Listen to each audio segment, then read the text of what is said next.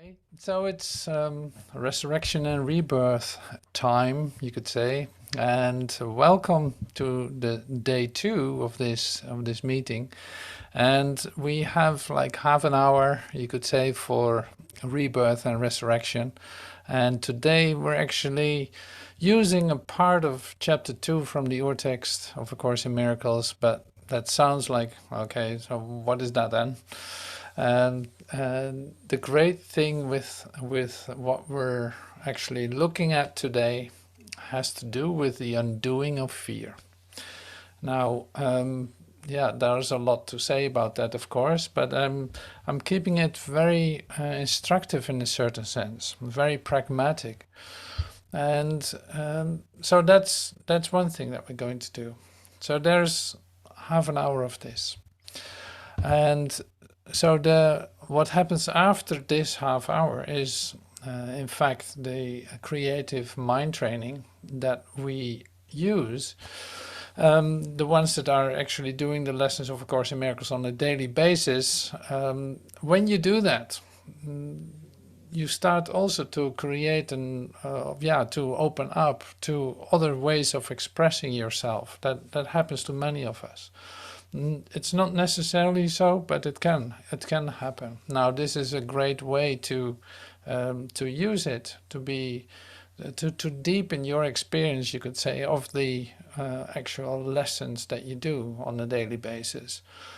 So we're looking at certain parts of it, like certain parts of that have to come to expression in a certain ways. Like you have the opportunity to, for instance, like today, the assignment is then, so how is it with my idea of trust? Why do I find myself in trusting what is actually giving? Like, am I able to accept it? Am I able and in what way would I see myself at this point in my trusting the alternative?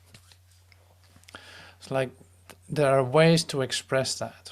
And so to make it really personal, that can be then the way to express yourself, to come to direct inspiration of how to express this, like being open, because you have no idea how am I supposed to express this. Now, I see this is a beautiful way to come to yourself, in fact, into bringing yourself into expression by inspiration, by inspiritedness. Now that's really lovely. So that's what we do after, say, after half an hour. But now, like I said, we start, in fact, with a rebirth, resurrection, with a chapter a day. In the chapter a day, I take a little part out of a chapter from the Course in Miracles and use it to also in a creative way to express something that is, say, so fundamental to the chapter itself and so helpful to receive that I have to share it, just like that. So today there are some, I will give a little bit of an introduction to what we're going to see in a moment. Because, like, first of all, so this has everything to do with the undoing of fear. Now, what is fear? Are you afraid? Yes, I'm afraid. Okay, so that's one thing that you know fear to be. But have you ever seen it as, say, you as a human being are in fact completely in fear? You are what fear is, you could say, by the limited ideas that you perceive, by the threats that seem to be coming from outside yourself and all of this. Now, in our transformational process, we come to a new recognition that no, there's nothing outside of us doing anything to us. No, it's starting here with me. If I see myself as this limited object walking around on a planet Earth that seems to be bumpy and chaotic and threatening at points, like I'm actually finding myself in a place that is, my idea about what it is and nothing else. So it's like I've every reason to be afraid of it because I think as a separate entity, thinking that I'm a human being walking on the world with other bodies, like about 8 billion other bodies walking on planet Earth in a gigantic universe that I don't know how, with how many planets.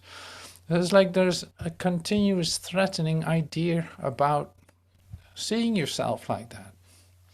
Not that the world is threatening, the way that you see yourself is threatening, is like scary, because it holds no safety. Where would you hide? You cannot hide. There's no good place. If you build a fence around your house, you're still afraid. If you take your medicine, you don't know if you're going to be hit by a train or not. Or, just to mention a few, you let your heart be, say, you have a surgical intervention for your heart, and suddenly you discover you have cancer. That is what this world is, that you know so well as a human being. Now, this is a completely scary situation in which you in fact never have rest, never can relax, never can be at peace, because you constantly have to be alert that something doesn't happen that is threatening your existence. So that is, first you start to adapt to it, start to work with it, start to find ways to deal with it and try to get some kind of happiness for just a moment, but yeah, you know what happens. So in fact, when you arrive here in the admission of, no, that's not working out for me, I cannot do it like that any longer, there has to be something else, then suddenly this shows up. Suddenly this shows up that you recognize, oh, wait a minute, there is an alternative. Oh, I'm not this what I think I am. I'm not that. So my whole story about all the fear and all the is not what it appears to be also. It's like, wow, I have to be retrained in a certain sense. Like I have to get a whole different view of myself, because I apparently don't even know myself, and I walk around as a headless chicken in a world full of threats. That cannot be how God created me. So this goes on, and so the undoing of all that learning is in fact where we're in with the transformational process. Now, you know all this. That's not a problem. Preaching to the choir. But, so what am I offering then here in the little video that we're going to watch? Well, that is this. It's very specific, and see, there's something about it. So in your transformational process, you discover that you actually, say, want to hold on to certain ideas about yourself. You want to hold on to it. You just don't want to let go because you actually value them. So that makes it hard to release fear, and you can become a little bit afraid even to release the things that are threatening you, because in fact it still confirmed your existence in a bit of like an insane way, but it does confirm it. So now the next step is then that there's a different way to experience yourself.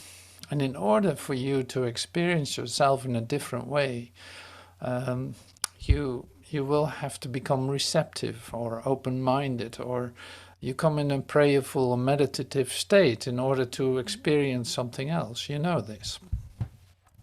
And that's what we practice a lot, because it's essential that you, say, become, say, so close to that in fact that becomes your, you're connecting with Source, continuously connecting with Source, bringing that back. No matter what appears to be happening outside of you, you bring it back to yourself and look for this place where you can actually communicate with your Source. Because imagine that you were created by a totally loving Source, which is the case, a totally loving Source, and you are the extension of that. And now in your little nightmare you're actually afraid of things. So of course you're going to look for the place where true, say, certainty can be found. A trust, you develop a trust in going within, finding that place there, finding an altar there, where you actually put your, you come to this altar with open hands. You let all concerns go. You let all fear thoughts go. All your occupations go. All your descriptions of yourself. Everything that seems to bother you, you let that go for just a moment to be able to in fact enter this altar where there is direct communication. Now this is of course a healing procedure, like this is a healing offering that is taking place. Now this place of where that actually happens is a place of atonement, where you become one, at one with God. Atonement, at one with God.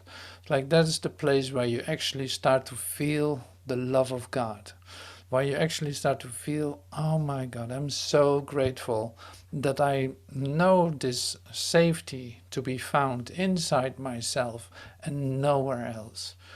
Like whatever my mind was producing, fear thoughts, seeing a meaningless world, seeing all kinds of things that were so upsetting, but I saw it in a place that isn't real, that I just saw as a three-dimensional description of myself, which is not the way that God created me. It's like, no, I'm spirit. My mind is whole and complete communication with God if I recognize who I truly am. Now this is the healing procedure that is being offered, say, in every meeting that we have, and coming to that safe place inside yourself is everything. So we practice it even before the meeting starts, playing some music. You can say like, okay, we're waiting until the meeting starts. Like, no, don't be don't be fooled by appearances. No, we're actually, say, tuning in to a frequency of recognition, of light and love that is taking place right here, right now, and you are a whole part of it. You can enter into that if you allow yourself to be open to receive that. In this moment, it is from the worthy to the worthy. You are worth that. Everyone is worth it. In that recognition of each other's worthiness, that is given to us. Where two or more are gathered, I will be there in your name. It's like in my name. It's like this is what Jesus told us, but it's an actual occurrence that is taking place as we speak. Like from the worthy to the worthy. That recognition, from love to love, from you to me as being one, like recognizing my oneness, in recognizing in you my dearest friend. That is the occurrence. That is the atonement that we're talking about, and that we're talking about also in this video that we're going to watch. So when you are afraid, this is in fact where it has to do with. When you are afraid, you actually have created something that has nothing to do with your reality. So it was created out of fear, and it wasn't created with love. That's why it comes back to you as fear. Because every time you think there's something outside of you, or thinking that this three-dimensional world has any reality, you're in fact creating fear for yourself. You literally are putting it out there. So it comes back to you and you don't recognize as you putting it out there, but you did. Now recognizing that is one thing. Now going back, this is essential. It's like your remedy to the fear recognition, like I recognize I'm afraid. Now what am I going to do? I'm going to go within, to looking for my altar within and have a moment of release, of at-one-ment. It's like recognizing I'm one with my Father. Nothing happened. Here I am. So that is exactly the whole pragmatic steps that we're going to take. In this video, it's being repeated. It's in fact brought into expression in a creative way, but in fact what I'm sharing with you is exactly the same.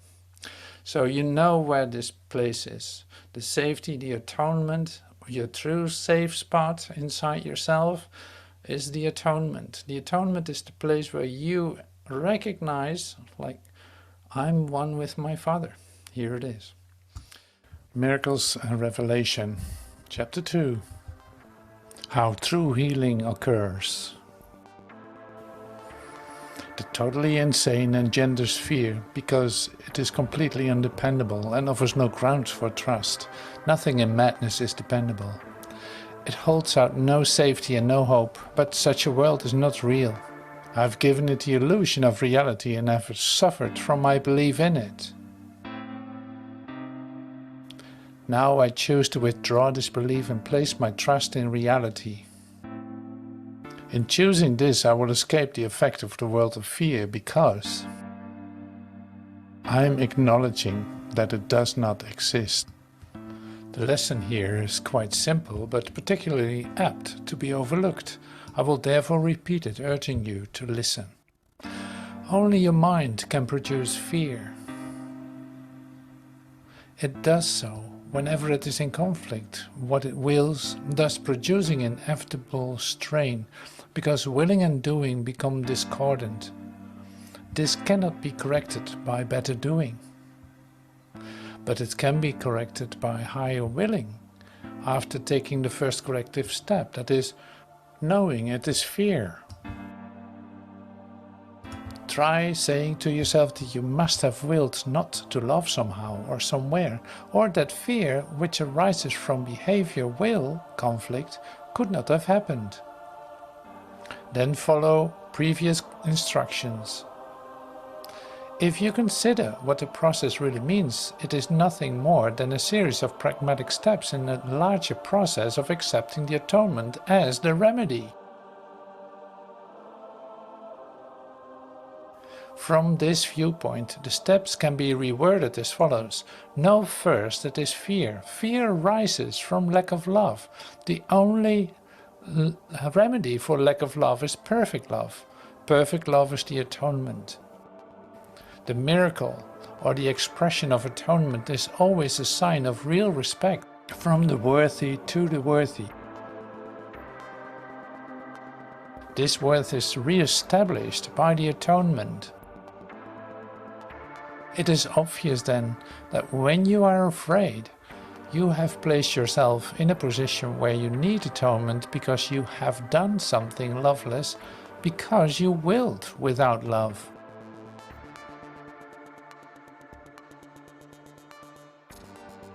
This is precisely the situation for which the atonement was offered.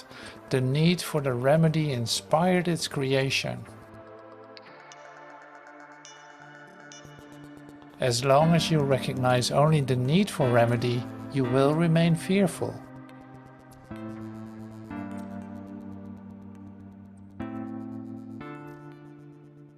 However, as soon as you remedy it, you have also abolished the fear. This is how true healing occurs.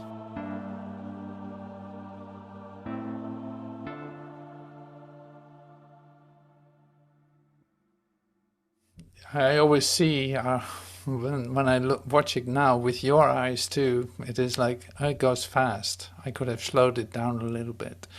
But when I'm in the process, it's like, oh my God, it's so great. I cannot help myself doing that this way, in this pace too. Anyway, so you have, you saw what is offered here, and which is great and lovely to use, because it's in fact the only thing that will be effective. Not because it says so in the Course in Miracles, but it's really all about where look for safety in a place of safety. That's all. Look for safety in a place of safety. But So you got to practice to go within and let that occur. And that is the process that we're in, and that's the transformational process that we deal with on a daily basis, because apparently you have an investment in your human identity, and that makes it difficult to immediately release it, because you think that something that has to be sacrificed of some sort, so we go through all kinds of steps. Now this is exactly where we say continue in a moment with the creative mind training. It's like you build up a trust in the alternative and actually doing it what it says, going within, waiting for your confirmation of your connectedness with your source. Now this is a very basic step to say abolish fear, to not be controlled, not be programmed, not be preoccupied with your fear, so that your mind can be open to receive the light and enjoy that with your brother in recognition of the worthy, recognizing the worthy, seeing in everyone my dearest friend and friends, in other words. So that is why I had in chapter 2, this is really what is being offered. This is atonement. This is how we practice that. Very basic, but fundamental, in order to save yourself time of suffering, in order to save yourself time to, say, the dread of your humanhood, you could say. That makes it so different. So you don't want to prolong your suffering. You don't want to, because when you're afraid, when you're in fear, when you are suffering, time goes really slow, like you don't have any fun. It takes it takes up a lot of attention and energy, and there's no necessity for that. When you apply this continuously, allowing yourself to tabernacle within, to connect with Source, to share this with your brother, recognizing that both, that's a real opportunity for us to experience here and now. That is the occurrence, that is the practice, and that's where all the loveliness is. So it's a great offering. It's a really, truly beautiful offering. And you see, then everything starts to make sense, because if I'm recognizing where I truly abide, I know myself, then it becomes really easy to know where to go, what to do, what to say to anyone. And knowing that, say, the only thing that produces fear is my mind. So why would I listen to my mind to, say, project into the future, or, say, into the situations that are coming up? Why would I want to listen to my mind to do that? No, I go back to my source. It's right here, right now. No future, no considerations about tomorrow. No, I'm here now, and I'm present. I recognize myself to be tabernacling with my source. I don't know what to do with my gratitude. Thank you, God. Thank you so much. All right, so this we celebrate easily with music, especially when music becomes a little bit quieter, but not always, but sometimes, when it becomes quieter and more sensitive, you could say, it's easier for you to come into a state of gratitude.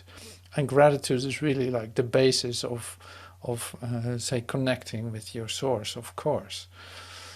That's where your gratitude comes from, naturally. That's where your happiness comes from.